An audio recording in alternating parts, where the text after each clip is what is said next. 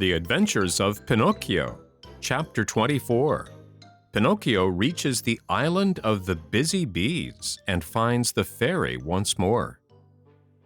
Pinocchio, spurred on by the hope of finding his father and of being in time to save him, swam all night long. And what a horrible night it was!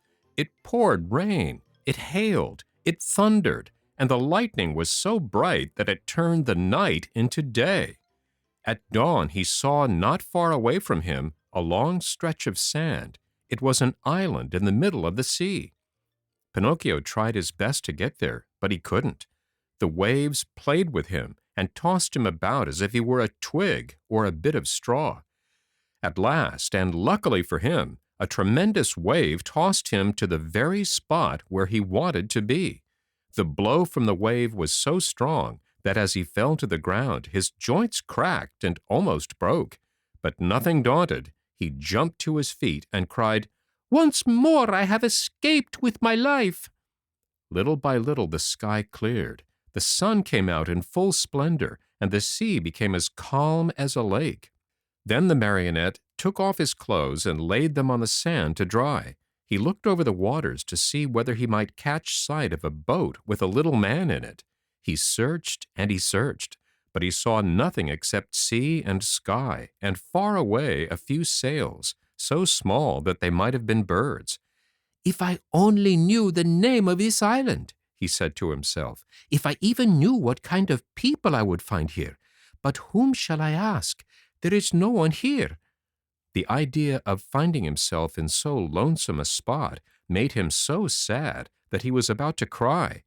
But just then he saw a big fish swimming nearby, with his head far out of the water. Not knowing what to call him, the marionette said to him, "Hey there, Mr. Fish, may I have a word with you?" "Even two, if you want," answered the fish, who happened to be a very polite dolphin. "Will you please tell me if, on this island, there are places where one may eat without necessarily being eaten?" "Surely there are," answered the dolphin. "In fact, you'll find one not far from this spot." "And how shall I get there?" "Take the path on your left and follow your nose. You can't go wrong." "Tell me another thing. You who travel day and night through the sea, did you not perhaps meet a little boat with my father in it?" "And who is your father?" "He is the best father in the world, even as I am the worst son that can be found." "In the storm of last night," answered the dolphin, "the little boat must have been swamped." "And my father?" "By this time he must have been swallowed by the terrible shark, which for the last few days has been bringing terror to these waters." "Is this shark very big?" asked Pinocchio, who was beginning to tremble with fright. "Is he big?" replied the dolphin.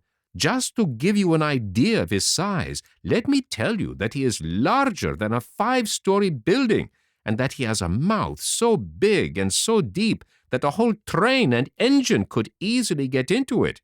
"Mother mine!" cried the marionette, scared to death, and dressing himself as fast as he could, he turned to the dolphin and said, "Farewell, Mr. Fish. Pardon the bother, and many thanks for your kindness." This said, he took the path at so swift a gait that he seemed to fly, and at every small sound he heard, he turned in fear to see whether the terrible shark, 5 stories high and with a train in his mouth, was following him. After walking a half hour, he came to a small country called the Land of the Busy Bees. The streets were filled with people running to and fro about their tasks. Everyone worked. Everyone had something to do. Even if one were to search with a lantern, not one idle man or one tramp could have been found. "I understand," said Pinocchio at once wearily. "This is no place for me. I was not born for work." But in the meantime he began to feel hungry, for it was 24 hours since he had eaten. What was to be done? There were only 2 means left to him in order to get a bite to eat. He had either to work or to beg. He was ashamed to beg, because his father had always preached to him that begging should be done only by the sick or the old. He had said that the real poor in this world, deserving of our pity and help, were only those who either through age or sickness had lost the means of earning their bread with their own hands. All others should work, and if they didn't and went hungry, so much the worse for them.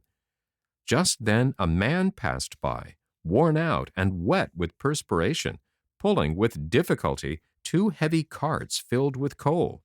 Pinocchio looked at him and, judging by his looks to be a kind man, said to him with eyes downcast in shame, "Will you be so good as to give me a penny, for I am faint with hunger?" "Not only 1 penny," answered the coalman. "I'll give you 4 if you will help me pull these 2 wagons." "I am surprised," answered the marionette, very much offended. "I wish you to know that I never have been a donkey, nor have I ever pulled a wagon." "So much the better for you," answered the coalman. "Then, my boy, if you are really faint with hunger, eat 2 slices of your pride, and I hope they don't give you indigestion." A few minutes after, a bricklayer passed by, carrying a pail full of plaster on his shoulder. "A good man, will you be kind enough to give a penny to a poor boy who is yawning from hunger?" "Gladly," answered the bricklayer. "Come with me and carry some plaster, and instead of 1 penny, I'll give you 5. "But the plaster is heavy," answered Pinocchio, "and the work too hard for me."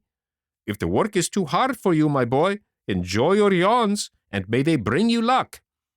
In less than a half hour, at least 20 people passed, and Pinocchio begged of each one, but they all answered, "Aren't you ashamed?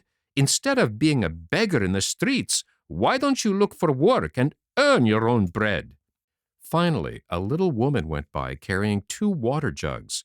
"Good woman, will you allow me to have a drink from one of your jugs?" asked Pinocchio, who was burning up with thirst. "With pleasure, my boy," she answered, setting the 2 jugs on the ground before him. When Pinocchio had had his fill, he grumbled, as he wiped his mouth, "My thirst is gone. If I could only as easily get rid of my hunger."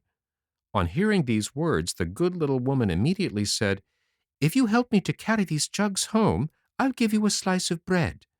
Pinocchio looked at the jug and said neither yes nor no. "And with the bread, I'll give you a nice dish of cauliflower with white sauce on it." Pinocchio gave the jug another look and said neither yes nor no. "And after the cauliflower, some cake and jam." At this last bribery, Pinocchio could no longer resist and said firmly, "Very well, I'll take the jug home for you." The jug was very heavy, and the marionette, not being strong enough to carry it with his hands, had to put it on his head. When they arrived home, the little woman made Pinocchio sit down at a small table and placed before him the bread, the cauliflower, and the cake. Pinocchio did not eat. He devoured. His stomach seemed a bottomless pit.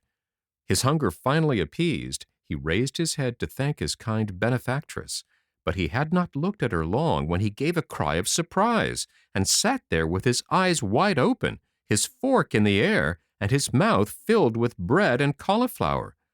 "Why all this surprise?" asked the good woman, laughing. "Because," answered Pinocchio, stammering and stuttering, "because you remind me of, yes, the same voice, the same eyes, the same hair.